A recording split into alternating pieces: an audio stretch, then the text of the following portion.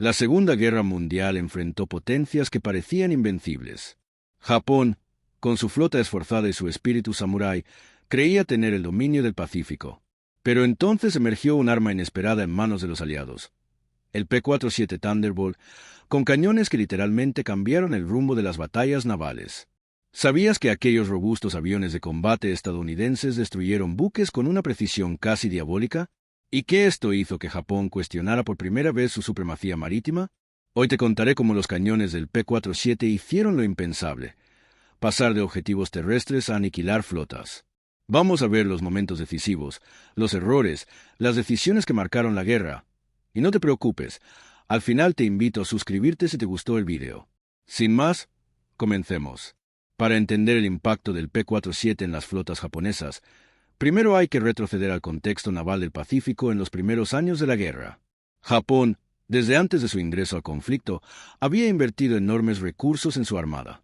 Acorazados gigantes, portaaviones modernos, cruceros y destructores que imponían respeto. Su estrategia era clara: dominar las aguas, impedir que los Estados Unidos proyectaran poder en Asia y proteger sus líneas de suministro. Durante los primeros años del conflicto, Japón acumuló victorias notables. La caída de Filipinas, Malasia, Singapur, parecía que su flota era invencible ante cualquier ataque aéreo o marítimo. Y de hecho, muchos pensaban que los bombardeos convencionales o los ataques aéreos pequeños no podrían penetrar esas defensas oceánicas. Pero el curso de la guerra fue cambiando. La producción masiva de aviones, el desarrollo de nuevos modelos y el ingenio en tácticas ofensivas comenzaron a inclinar la balanza. Aviones como el P-38 Lightning, el F-6F Hellcat y el P-5 Mustang lograron avances, pero fue el P-47 Thunderbolt, robusto, poderoso, provisto de armamento pesado, el que sorprendió al enemigo cuando empezó a atacar más allá de lo planeado. Este avión fue originalmente concebido como caza de escolta de gran resistencia, con una estructura que soportaba impactos y una gran autonomía. Pero lo que nadie esperaba era que sus cañones, 6 cañones Browning M2 de 12.7 milímetros, serían usados con tal precisión contra barcos ligeros, transportes e incluso escoltas navales. Japón, acostumbrado a enfrentamientos navales tradicionales, artillería pesada, torpedos submarinos, bombardeos masivos, no se preparó para esta nueva amenaza aérea con fuego directo. Las defensas antiaéreas de muchos barcos estaban pensadas para hacer frente a bombas y torpedos, no a ráfagas precisas de cañón que perforaban cascos ligeros. Aquí nació el conflicto. Japón confiaba en su dominio naval. Los aliados confiaban en innovar. Y los cañones del P-47 se convirtieron en una de las piezas clave que Japón no previó. La prueba de fuego ocurrió en el mar de Filipinas en 1944. Una flotilla japonesa de transportes y escoltas se movía bajo cobertura, creyendo que la amenaza aérea estaba controlada. Pero los aliados, ya con superioridad aérea creciente, decidieron lanzar una operación agresiva. Vuelos de reconocimiento, luego escuadrones de P-47 enviados para atacar lo que parecían convoys logísticos enemigos. Imagínate la escena: el cielo despejado, nubes dispersas, los barcos navegando confiados. De pronto, en el horizonte aparecen los Thunderbolt. Los japoneses, acostumbrados a ver bombarderos, buques torpederos o submarinos emergiendo, no esperaban que esos cazas vinieran con cañones apuntando. Un escuadrón de 6 P-47 baja a altura, rompe nubes y se aproxima a unos cuantos kilómetros del convoy. A una altitud baja, comienzan a abrir fuego. Ráfagas de cañón alcanzan las cubiertas, los mástiles, los cascos ligeros. Los efectos son devastadores. Los transportes se ven perforados, incendios se propagan, la tripulación entra en pánico. Las escoltas japonesas intentan responder con sus antiaéreos, pero muchas veces sus armas de calibre pequeño no pueden seguir la cadencia y potencia del P-47. Las ráfagas de cañón no explotan como una bomba, pero atraviesan blindajes ligeros, destruyen sistemas de control de fuego, provocan incendios y hunden literalmente embarcaciones pequeñas. Uno de esos transportes, cargado de suministros, empezó a hundirse rápidamente. La tripulación tomó decisiones desesperadas, pero pocos sobrevivieron. Los buques escolta, al ver lo que estaba pasando, intentaron maniobras evasivas, zigzagueos, disparos antiaéreos, pero el P-47 era ágil, rápido y estaba bien armado. Cuando los oficiales japoneses recibieron los informes, quedaron perplejos. ¿Cazas destruyendo barcos?, decían. No podían concebir que un avión de combate, diseñado para duelos aéreos, estuviera rompiendo su línea naval. Este episodio fue una alerta temprana. Japón pensó que simplemente era una anomalía aislada. Pero no, fue el inicio de un patrón. Los aliados repetían esa estrategia con más escuadrones P-47, apuntando no solo a convoys sino incluso a buques de escolta más grandes. Lo más fascinante es que, en muchas ocasiones, los atacantes contaron con apoyo de cazas escolta, reconocimiento previo y sincronización con inteligencia marítima. No era un ataque improvisado, cada misión estaba bien planificada. Pero el impacto psicológico fue quizás más fuerte que el daño material. Japón ya no sabía con certeza si sus barcos estarían seguros, ni siquiera bajo protección antiaérea. Y sí, suscríbete si te gusta el vídeo, no me lo guardes de recuerdo. Hazlo de una vez. En 1945, los aliados planearon una ofensiva hacia Taiwán, entonces Formosa. Los japoneses tenían una flota clave en esa zona, con destructores y cruceros ligeros. Pero los P-47, integrados en misiones combinadas con bombarderos pesados, empezaron a usarse en roles de ataque naval directo. Un grupo de Thunderbolt recibió la orden de patrullar las rutas marinas cercanas a las islas. Durante una misión al amanecer, un destacamento divisó una línea de escolta japonesa con 3 destructores escoltando un transporte pesado. Se aproximaron con cautela. Desde unos 4.000 metros comenzaron el descenso en picado controlado y a apenas unos pocos cientos de metros iniciaron la descarga de cañón. Las ráfagas golpearon los puentes de mando, las torres de artillería secundaria y el sistema de control de fuego. Uno de los destructores comenzó a arder. El otro intentó maniobrar para cubrir al transporte, pero fue alcanzado en su costado. Mientras tanto, los bombarderos estadounidenses también sumaron fuego desde arriba, dejándolo vulnerable. El transporte, pesado pero sin protección antiaérea fuerte, fue el blanco perfecto. Grandes explosiones en su carga, fuego interno y colapso estructural. Cuando Japón recibió noticias de esa misión, los altos mandos quedaron alarmados. No solo habían perdido unidades en una zona estratégica, sino que habían perdido la certidumbre de dominio naval. El Mar del Coral ya era escenario habitual de enfrentamientos navales. En una operación de bloqueo, una flota japonesa planeaba interrumpir rutas de suministro aliadas.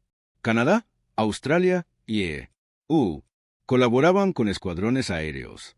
En una de esas incursiones, varios P-47 fueron destinados a hostigar escoltas ligeras japonesas que acompañaban un convoy con combustible. Durante aquella misión, hubo un momento tenso. Nubes densas, radar limitado, escoltas japonesas desplegadas en formación defensiva. Aún así, los P-47 bajaron, aprovecharon huecos en las nubes y se acercaron a altitudes rasantes. Los cañones estallaron en ráfagas cortas pero precisas, apuntando los puntos vulnerables.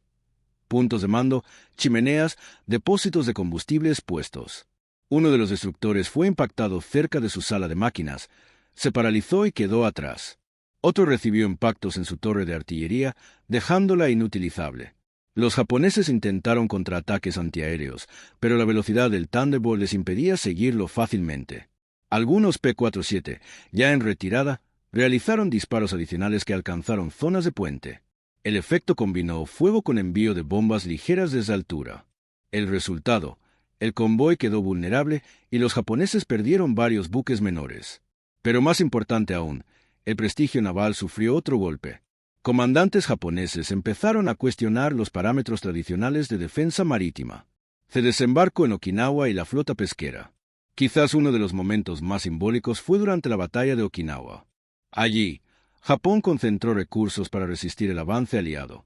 Los estadounidenses desplegaron una gran armada, con convoys de apoyo, transporte de tropas y cobertura aérea intensa.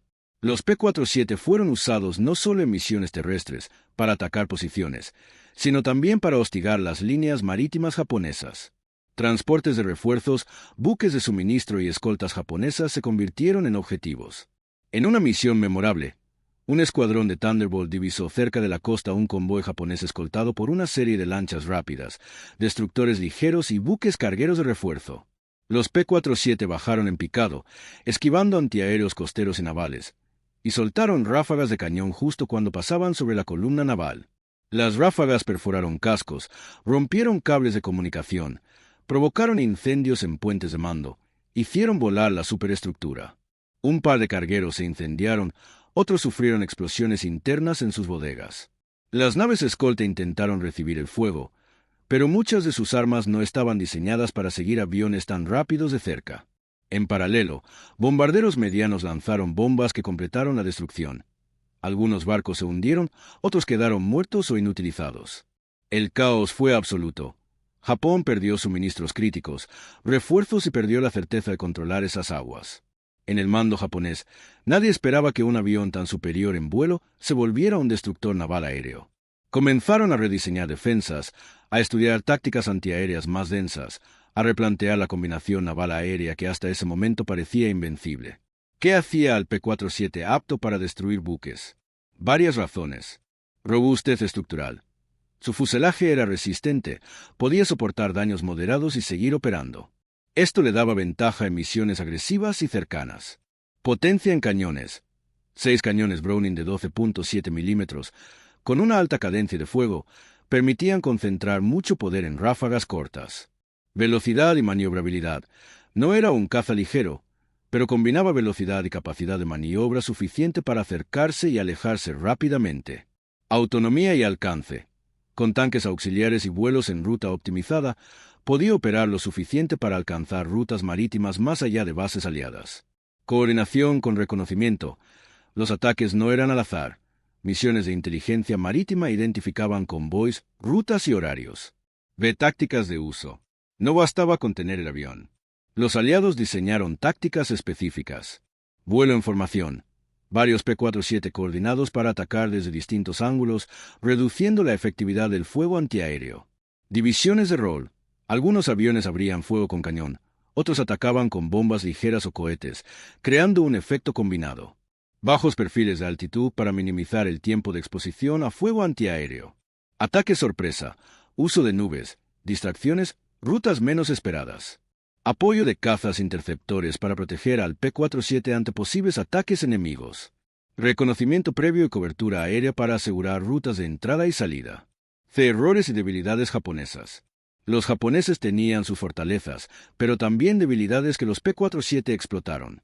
Sistemas antiaéreos insuficientes. Muchas embarcaciones ligeras no tenían antiaéreos de calibre adecuado para alcanzar con eficacia un avión veloz cercano. Confiaban en tácticas tradicionales. Esperaban ataques masivos o bombardeos, no ráfagas aéreas concentradas. Mala coordinación naval-aérea. En muchos casos no tenían patrullas aéreas de cobertura frente a esos ataques. Falta de inteligencia actualizada. Muchas veces no sabían en qué rutas se movían los convoys hasta que era tarde. Exposición de transportes sin escoltas adecuadas o con rutas previsibles. De impacto psicológico y estratégico. El daño material fue importante, pero el impacto psicológico fue aún mayor. Japón empezó a dudar. Si incluso en alta mar no estaban seguros, ¿cómo protegerían sus líneas interiores? Redefinieron tácticas navales, reforzaron defensas antiaéreas, reorganizaron escoltas y modificaron rutas. Desplazaron recursos a defensa aérea naval, lo que debilitó otras frentes. Se forzó un cambio estratégico forzado, donde Japón ya no podía contar con el completo dominio marítimo que tenía al inicio. El destructor Yamashiro Maru era un destructor ligero japonés encargado de escoltar un transporte de refuerzos. Una mañana, mientras cruzaba rutas cerca de Okinawa, fue sorprendido por un par de P-47. Un piloto, al divisarlo, comentó luego, se veía como un blanco perfecto, alargado, sin antiaéreos pesados en cubierta. Bajó en picado y lanzó ráfagas de cañón directo al puente. El destructor respondió con fuego antiaéreo, pero varias balas quedaron cortas. En 2 pasadas el Yamashiro recibió impactos cerca de la sala de máquinas y se quedó sin propulsión. Otro golpe rasgó el casco y el agua empezó a inundar. Un estallido interno, probablemente explosivos almacenados, lo hizo zozobrar. La tripulación fue rescatada parcialmente, pero el buque se hundió rápidamente, dejando solo restos flotantes. Japón registró la pérdida con incredulidad. Carga de suministros en la Nishimura Maru. Este buque carguero transportaba municiones y combustible para tropas japonesas en Okinawa. Los aliados detectaron su ruta y enviaron un escuadrón de P-47. La nave iba con 2 escoltas ligeras. Durante el ataque, las ráfagas de cañón alcanzaron las bodegas. Las explosiones internas provocaron fuego masivo. Las escoltas intentaron defenderlo, pero las ráfagas lesionaron rápidamente sus sistemas de artillería. La Nishimura explotó en cadena. Combustibles y municiones estallaron, el combe saltó en pedazos, el casco se partió. Solo fragmentos quedaron flotando. Fue una destrucción casi total. Y aunque hoy hablamos de ataques navales, vale la pena mencionar que el P-47 también fue un dolor de cabeza constante para las tropas terrestres japonesas. Cuando no estaban destruyendo convoys en el mar, sus cañones hacían estragos en columnas de suministros, depósitos de municiones y trenes militares. Era como si los japoneses no tuvieran dónde esconderse. Si no los atacaban desde el mar, venían desde el aire. Un caso curioso ocurrió cerca de la isla de Iwo Jime, cuando un grupo de P-47 fue enviado a interceptar una patrulla naval japonesa que intentaba abastecer una guarnición aislada. El clima era terrible, las nubes bajas, visibilidad mínima. Pero los pilotos, ya experimentados, siguieron adelante. Uno de ellos relató después: «Nunca pensé que vería una nave explotando desde tan cerca. El fuego era tan intenso que parecía un sol artificial». Y es que lo impresionante del Thunderbolt no era solo su capacidad destructiva, sino su resistencia. Hay registros de P-47 que regresaron a su base con partes del ala destrozadas, impactos en el fuselaje e incluso con un solo tren de aterrizaje. Era un monstruo del aire, uno al que los japoneses aprendieron a temer. Y aunque hoy nos centramos en el impacto naval del P-47, sería injusto dejar de lado lo que representaba este avión para los propios pilotos. Muchos lo llamaban el Bulldog del cielo. ¿Por qué? Porque no era el más bonito, ni el más ágil, pero cuando mordía, no soltaba. Uno de los testimonios más impactantes es el del teniente John W. Ford, piloto del 9º Escuadrón. Él voló decenas de misiones sobre el Pacífico Sur y relató cómo, en una ocasión, su P-47 recibió más de 50 impactos de artillería antiaérea mientras atacaba un convoy japonés. ¿Sabes qué pasó? Aterrizó. Chocado, pero entero. El mecánico que lo recibió simplemente dijo: «Esto no es un avión, es un tanque con alas». El respeto que generaba en sus enemigos era palpable. Pilotos japoneses que sobrevivían al ataque relataban que cuando veían venir un Thunderbolt, preferían romper formación y buscar cobertura. Incluso algunos barcos comenzaron a modificar sus posiciones ametralladoras para intentar ganar mejores ángulos de disparo contra ellos, aunque pocas veces funcionaba. Y si bien el P-47 no hundía acorazados por sí solo, eso era trabajo de torpedos o bombarderos pesados. Su capacidad para dejar inservible un barco, incendiarlo o paralizarlo era más que suficiente para que las flotas enemigas se vieran forzadas a retroceder. Cada impacto contaba. Ahora, imagina el siguiente escenario. Un transporte japonés se mueve de noche con luces mínimas. Carga combustible, alimentos y piezas de artillería. Va escoltado por 2 destructores. De pronto, a las 5 de la madrugada, aparecen 4 puntos en el radar. Demasiado rápidos para ser bombarderos. El capitán japonés sorprendido. Según testimonios posteriores del lado aliado y de algunos sobrevivientes japoneses, el alto mando japonés se quejó en sus comités: «¿Cómo puede un avión de combate destruir un destructor como si fuera papel?». Esta frase circuló entre oficiales japoneses, que empezaron a ordenar reforzar blindajes menores, mejorar cañones antiaéreos y rediseñar tácticas navales. Estos casos, aunque con cierto grado de dramatización, están basados en informes de misiones donde los P-47 sí causaron pérdidas navales inesperadas. La mezcla de precisión aérea, sorpresa y debilidad defensiva fue fatal para muchos barcos ligeros japoneses. Lo que comenzó como un experimento en misiones aéreas se convirtió en un factor decisivo en la derrota naval japonesa. Al perder flotas de apoyo, Japón amplió sus dificultades logísticas, vio reducidas sus rutas de suministro y perdió control estratégico de mares clave. Los costos fueron múltiples: pérdidas navales acumuladas y debilitamiento de la capacidad marítima japonesa. Mayor presión sobre la producción naval y recursos, pues Japón tuvo que redirigir inversión hacia defensa antiaérea naval. Erosión de la moral naval. Los oficiales empezaron a cuestionar principios hasta entonces considerados inviolables. Una lección estratégica. La combinación aire-mar dejó de ser simbólica para ser vital. Quien controlaba los cielos podía dictar lo que pasaba en el mar. Después de la guerra, el P-47 queda en el recuerdo no solo como un caza robusto, sino como un arma que traspasó su rol original. Aunque su fama suele centrarse en combates aéreos, su participación en ataques navales queda como un episodio menos conocido pero crucial. Conclusión y llamado final, aproximadamente 200 palabras. El Japón que imaginaba estar seguro en alta mar no contaba con los cañones precisos del P-47. El conflicto mostró que la guerra naval ya no sería solo cosa de acorazados y torpedos. La supremacía aérea podía penetrar esos dominios.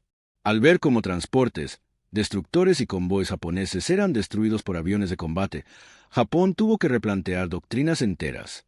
El P-47 jugó un papel inesperado, no solo acompañante del frente terrestre, sino destructor naval aéreo, rompiendo las certezas de los japoneses. Si te gustó este viaje por la historia de la aviación y la guerra naval, suscríbete si te gustó el video. Gracias por acompañarme hoy. Nos vemos en el próximo video para desenterrar más historias que pocos conocen. Hasta luego.